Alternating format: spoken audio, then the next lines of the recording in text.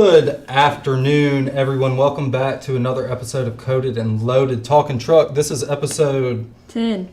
10, double digits. 10. I can't wait for episode 100. We're going to be here soon celebrating 100 episodes. We're almost there. That's a milestone for us. So give it up in the chat for 10 episodes. Big milestone. What are we talking about today? I think that's a good place to start usually, right? Wait, what's today's date? I always say that. November 18th. November 18th. It's 2 o'clock. That's right, episode 10. So today, what are we talking about? We're going to be talking about security. And I think a lot of people forget about security because it's kind of boring, but it is important. And some might argue it's the most important thing. If you're watching this, you probably think it's pretty important. Then you have people like me who like to make security difficult. And we do that a ton of different ways. And to talk us through that a little bit, we invited none other than our esteemed guest who I searched everywhere to find any niche fun fact I could find about him before this interview on the internet. And he's a ghost. He's not there. So obviously a very effective CIO, Mr. Ben Barnes of McLeod Software. Hello. Hey, thanks for having me. Of course. So happy to have you. Ainsley. You may kick it off? Yeah, get us started here. Let's fire Ben up with a question. All right. So in typical Price fashion, we're going to talk about AI first. Yes. So what do you foresee as AI's impact on cybersecurity? Oh, wow. So stump the chump day, huh? Yeah. Okay. So AI is really about speed, right? Speed to delivery, both from a cybersecurity standpoint and from an attacker standpoint. That speed is critical. It's almost become a cat and mouse game. So to produce better tool sets with AI was leading the charge. Then becomes the nefarious criminals using some of those tool sets to speed up their attack vectors. You know, not too long ago, 6 months, a year, 2 years ago, an attack would take months, if not years, to materialize and for an attacker to launch an attack on a company. Now you can see it in a couple hours or days. Days is even a long time now. It's usually just hours. So that time frame for the cat and mouse, the time frame for us in the cybersecurity world to find an attack and prevent it has shrunk, but that's also, you know, materialized into speed, and that's really what it's about. I think you see that in, like, obviously the company. A lot of us aren't privy to that side of it, but you can see that just in our everyday lives, like just the amount of robocalls you get now compared to what you got a year ago, the amount of text messages and emails and just the spam and outreach for constant send this prince $1,000. You know that it's not. It's a lot more common than it used to be. So it makes total sense that you'd see it at the business level too. Yeah, and it's not just phishing now, right? So AI is not, the speed of AI is not just about getting something faster, but it's also about the spread of things faster. So it's, you know, a few years ago you got phishing training, phishing knowledge. How do you prevent phishing? Well, now it's vishing, phishing, and there's a alphabetic letter on top of the ishing on almost everything, right? It's QR codes. It's telephones, it's Teams meeting, it's Zooms meeting. Every one of those have a different attack vector. Yeah. So it's really spread for more than just a text on your phone or an email in your inbox. Yeah, it's a lot more. It's harder to catch. It's harder to catch. And it's harder to know. I think especially people my age and younger, and I'm like 31. So like a lot of us are like, we grew up doing this. We grew up in this era. We can spot. We roll our eyes at the phishing trainings, or you know, we can spot that with our eyes closed. But I don't know if I'm just getting old or they're getting better. Probably a combination of both. But it is getting way more difficult to spot. So that's a good point, Ben. Yeah. What you got? What else you got, Ann? So we got another question for Ben. So I do. How can you use AI to find potential vulnerabilities and remove them, or is that even possible? Sure. So yes, it's still we're going to still play on that speed, right? So your latest tool sets are using AI and AI algorithms to try to spot the nefarious actors in a real world environment. And the best thing about that is, you know, you don't have to have somebody 24 hours a day sitting at a computer anymore at 2 a.m. in the morning trying to find an attack. Now AI is out in front of that.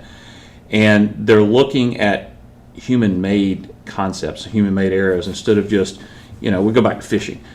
Email phishing 2 years ago was look for the misspelling words in the wrong sentence and the grammatically correct. That doesn't exist anymore, right? So how can AI look for proper context and still find it to be an attack? And that's where it really takes over, because it can do it speed. It can do it a lot faster than a human can do it.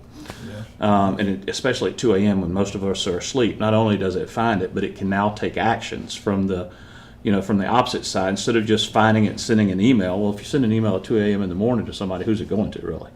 But if that AI agent can find an attack and prevent the attack, stop it, kill chain is the common term. Kill that attack in the middle of where it's happening. You've gained a lot. Yeah. And so that's, again, goes to the cat and mouse. How do you prevent it? How do you get it? Well, that seems like we're a little ahead of the game there, because we don't have people, working, staffing a security operations center 24 hours a day. They're still there, but it's not near the staff that it used to be. Nice. Y'all had the best words for things out of any team that we have around here. Like, we don't have attack vectors and kill. Like, I've got data models and dashboards. Now, hang on, you said security is boring. I know. I'm starting to rethink it. Right, but I mean, like, maybe they just gave it the name because of how boring it is. Well, it's not important. All right. I mean, I think, Ansley, your last question's a good one, because you've hit on it a fair amount. I'm not going to steal your thunder. Go for it. Okay, so you have hit on it a good bit, but who benefits more from AI, us or the hackers? Wow. Coin toss, depending on the day. Today may be us, tomorrow may be the hackers. There's been some pretty widespread outages recently in different realms. Is that because of attacks? Who knows? Yeah. Some of them have been, and some of those cases specifically have just moved at the speed of light. I think that both are going to keep getting better.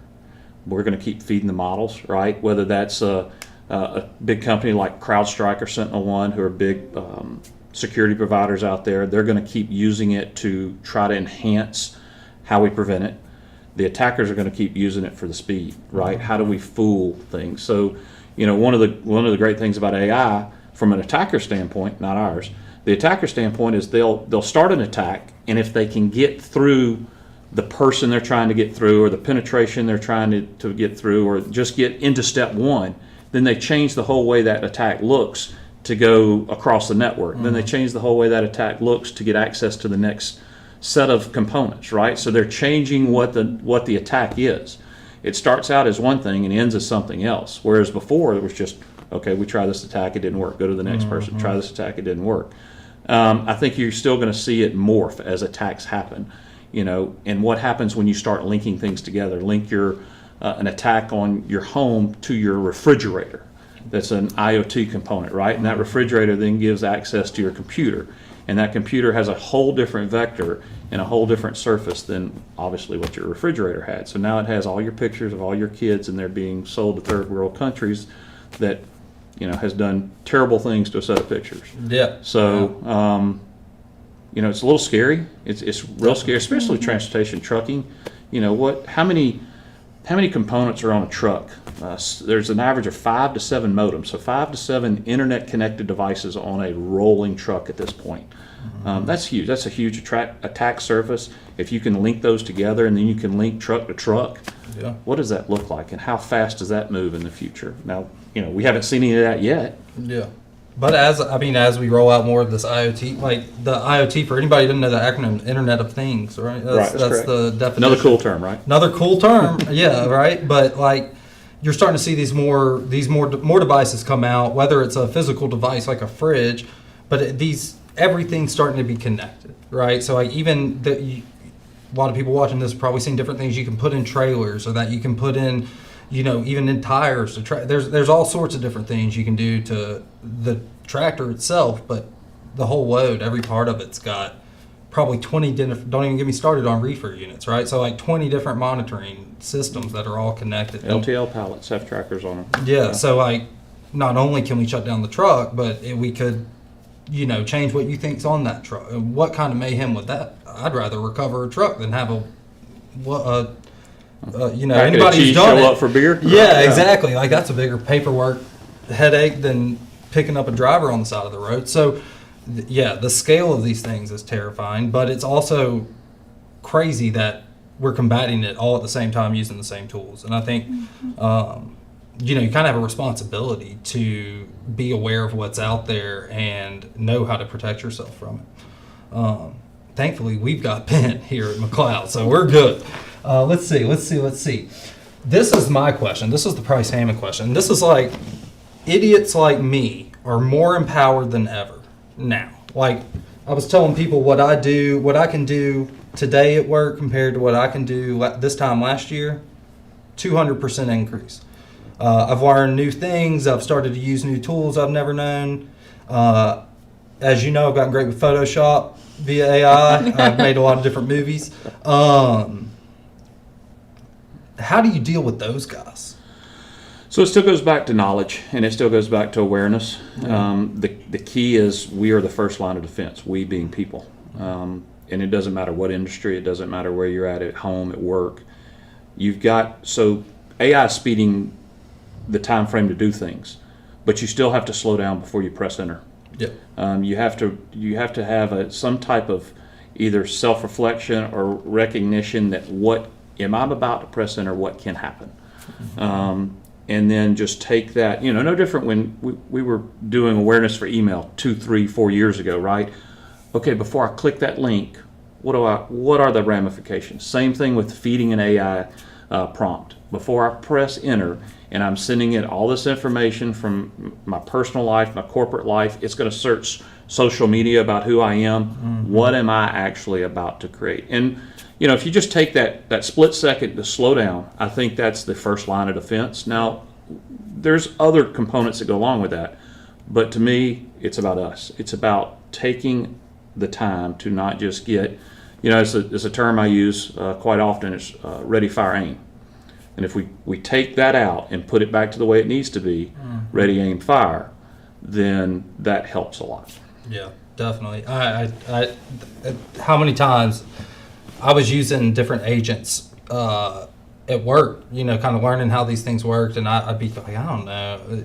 If you stop for a second, when you're about to, this might be something I shouldn't upload. And I think we do, as we become more aware of our privacy, and people are more aware, and companies are more aware of what's out there, we do start to take inventory of what is proprietary and what data. I would encourage everybody who does have that data out there to make sure that you've had that conversation with your team, because people are using these tools. So make sure you know what's going out there. It's not that it's just going to fall into the wrong hands necessarily, but you don't want that out and training other models and all that good stuff. Yep. Bring us home, Ansley. Where are we at here? All right. With work from home and remote jobs still being a big topic, what are the risks associated with these practices, and what safeguards should companies take? The risks are probably equal to what they've been for the last few years, that you're tying your home network into your corporate life and then exposing both of those together potentially to the world. For McLeod, we require all corporate work come through the corporate network. And you can only connect to the corporate network with a corporate laptop or corporate device. So you can't go home and borrow one of your kids' gaming PCs to connect to our network. So there's some hard rules and regulations there. I think as we get more mobile, and as we've been more mobile, and AI goes further, there's going to be the want to incorporate that stuff. One of the things that I've stressed over the last few years is what we talk about in a work and corporate environment for cybersecurity. Take home to your kids, take home to your spouses, take home to your, a lot of us have elderly parents. Price, to your point earlier, you're a little younger than I am by a year or two. And, so my parents are old. My mom's 81 years old, and she loves a computer, and she loves email, and she likes to look at Facebook, and oh my goodness, that's a different world. So meshing those and making sure it goes back to we're the first line of defense, making sure we educate each other, help our neighbors, help our families, put those components into place, whether that's home, whether that's here, those mesh now. Yeah. Every one of us, I set my mobile device, my phone down before we got on here, but every one of us had a mobile device. How many networks does that touch a day? How many Wi-Fi's do you have that connected to? And if there's something embedded there that then spreads all over, you've intermixed personal and home. Yeah. And with the AI engines and agents, how hard is it to do a social engineering component that says price, tell me everything about you, your family, your parents, where you go every day, and how many networks you attach to, and then combine that to use some nefarious attack. Yeah, a perfectly targeted attack. When we talk about the different types of it, like when they have that much information, it's not a robocall. It's a voice that sounds like a voice requesting something that's not unreasonable for that person to request, and that's. As you scale that out to video capabilities, now imagine getting a FaceTime from someone. That's happening today. So there's an attack going around with Zoom that you and 5 people are on a Zoom call. You're the only real person on it, and you're interacting with them just like it is a normal call. So take that and then use it nefariously, right? Yeah. Use it to bait you into giving some type of information, whether that's corporate, whether that's personal, whether that's accounting information, ACH information. You're on a Zoom call. It's great, right? I can see you. Price, you're right here with me. Not necessarily. Yeah. Not necessarily. You got to verify. And these aren't scare tactics. This is just to let everyone know what's out there and how to be aware, especially within your own organizations, down to your team's chats. Like we've had issues. Everybody's had issues where you might not even be talking to who you think you're talking to in an internal message. So always be aware of what's going on, who you're working with, and verify. I like what Ben said. The ready, fire, aim. Right. Needs to switch back. I like That's that. All right, Ansley, let's move this. Let's go here to. I want to talk about end users and everyday employees and what we think is not a big deal. So like. The attacks on the transportation industry has grown, and what are those different? Well, I guess we've talked about it a lot, email and Teams, and one thing I always come back to is QR codes. Yeah. And the reason is they are very accessible, and like the first time I remember a QR code coming out, I think it was my buddy's house, and he's like, "Scan this, I don't have to give you the Wi-Fi password," and I was like, "Sick." And that changed. That was now you go to a restaurant, you scan it for a menu. You go to, how do you prevent that?